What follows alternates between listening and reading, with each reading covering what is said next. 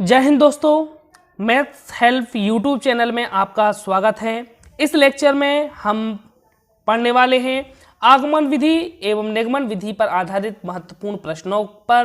यहाँ पर पहला प्रश्न है, उच्च कक्षा में गणित की कौन सी शिक्षण विधि ज़्यादा लाभप्रद होती है, लाभदायक होती है? तो इसका आंसर है निगमन विधि। तो जैसे कि हम पहले भी पढ़ चुके हैं कि उच्च कक्षाओं में निगमन विधि जो होती है महत्वपूर्ण होती है, क्योंकि इसमें शिक्षण सूत्र जो होते हैं पहले से ही छात्रों को बतला दिए जाते हैं।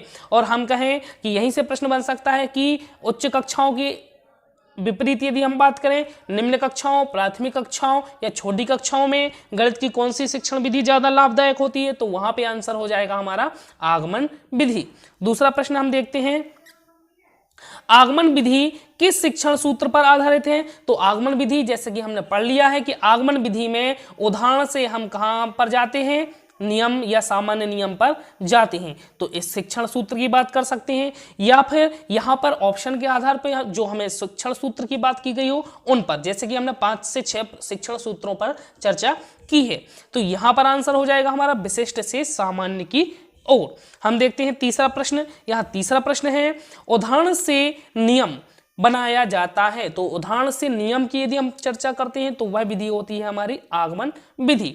चौथा प्रश्न देखते हैं हम। चौथा प्रश्न है यहाँ पर कि सामान्य से विशिष्ट का सिद्धांत किस में प्रयोग होता है? जैसे कि हम जानते हैं कि हमें सामान्य नियम पहले से पता है, हम उस नियम की सत्यता की यदि पुष्टि करते हैं तो सामान्य से यदि हम विशिष्ट सिद्धांत का उपयोग करते हैं तो वह विधि होती है हमारी निगमन विधि।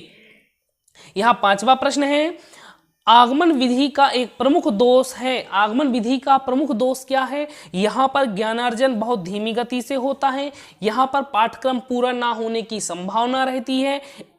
तो यह जो है आगमन विधि के प्रमुख दोषों में से एक है।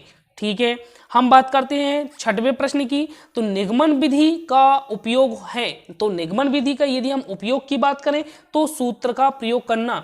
निगमन विधि का उपयोग क्या है? सूत्रों का प्रयोग करना, क्योंकि निगमन विधि में सूत्रों को बता दिए जाते हैं और उन सूत्रों का प्रयोग करके हम उदाहरण या प्रश्नों को हल करते हैं।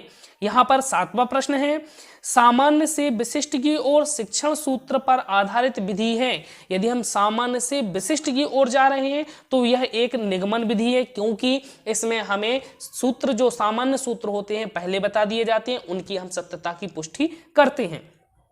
यहाँ पर आठवां प्रश्न है, विशिष्ट से सामान्य, स्थूल से सूक्ष्म की ओर शिक्षण सूत्र पर आधारित विधि है। तो विशिष्ट से सामान्य अर्थात हमें बहुत से उदाहरण दिए जाएंगे, उसके पश्चात हम एक सामान्य नियम पर पहुंचेंगे, हम सूक्ष्म से हम स्थूल से सूक्ष्म की ओर जाएंगे। तो यह विधि होती है हमारी आगमन विधि।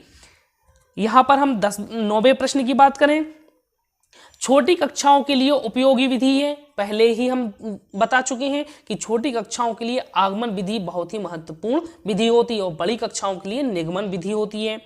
यहाँ पर हम 10वें प्रश्न की बात करें तो गणित में किस विधि में प्रायः सूत्र तथा नियमों की सहायता लेते हैं? तो गणित में किस विधि में सूत्र और नियमों की सहायता लेते हैं? तो सूत्र एवं नियम पहले से ही हमें निगमन विधि में बतला दिए जाते हैं। यहाँ 11वां प्रश्न है, बताए गए नियमों को उदाहरण में प्रयोग कर उनकी पुष्टि करना किस शिक्षण विधि से संबंधित है? तो नियमों को बता दिया है पहले छात्रों को, उदाहरण के माध्यम से उस नियम की पुष्टि करना यह बतलाया जाता है निगमन विधि में। यहाँ पे ये गलत है, यहाँ पे आंसर होगा हमारा निगमन विधि। निगमन विधि, तो यहाँ आंसर क्या होगा? निगमन विधि।